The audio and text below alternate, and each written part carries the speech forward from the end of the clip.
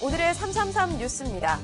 유튜브에 한 영상이 올라옵니다. 미국의 한 폐암 말기 환자가 동물용 구충제인 펜벤다졸을 복용한 뒤 완치했다는 해외 사례가 담겨져 있습니다. 암 치료에 효과가 있다며 논문을 근거로 들기도 했는데요. 이 영상, 암 환자 커뮤니티와 SNS로 순식간에 퍼져나갔고 국내에서 품절 사태까지 빚어졌습니다. 이에 시각처가 펜벤다졸은 사람을 대상으로 임상시험을 한 바 없다며 절대로 복용해선 안 된다고 밝혔습니다. 위안부는 매춘이라고 발언을 한 연세대 윤석춘 교수에 대해 이젠 연세대 출신 국회의원들까지 나섰습니다. 더불어민주당 송영길 의원 등 14명은 총장에게 서한을 보내 징계를 취해달라며 교수직 박탈을 촉구했습니다. 서한에는 더불어민주당 의원이 11명, 바른미래당, 정의당, 민주평화당 의원이 1명씩 이름을 올렸고요. 자유한국당 의원들은 서한에 동의하지 않았다고 합니다. 자유한국당 장제원 의원의 아들 래퍼 장용준 씨의 음주운전과 관련 의혹에 대한 수사 결과가 나왔습니다.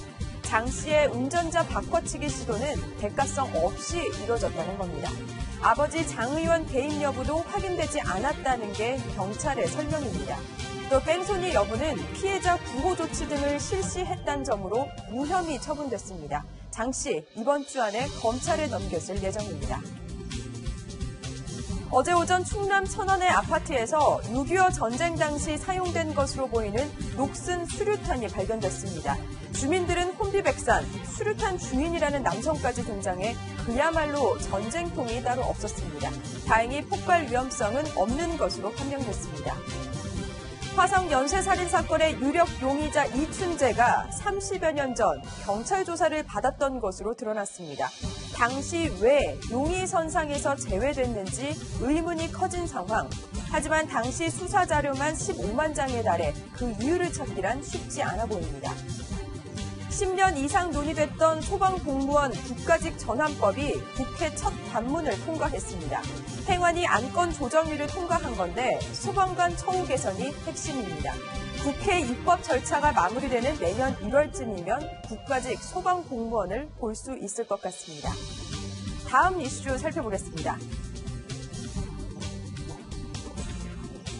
중소기업에 취업하는 고등학생에게 300만 원이 지원됩니다. 단, 장려금을 받았다면 6개월 동안 취업을 유지해야 하는데요. 오늘부터 다음 달 18일까지 한국장학재단 홈페이지에서 신청 가능합니다. 안전띠는 역시 생명줄이었습니다. 뒷좌석 안전띠를 매지 않으면 안전띠를 맸을 때보다 교통사고 치사율이 3.7배 높았습니다. 하지만 뒷좌석 안전띠 착용률은 고작 56%에 불과합니다. CCTV와 스마트폰을 연계해 위험 상황에 구조 지원을 받을 수 있는 서울시 안심이 앱이 인기입니다. 신청자가 11만 명을 돌파했는데요. 위험을 느낄 땐 앱 실행 후 스마트폰을 흔들거나 긴급신고 단추를 누르면 됩니다. 지금까지 333 뉴스였습니다.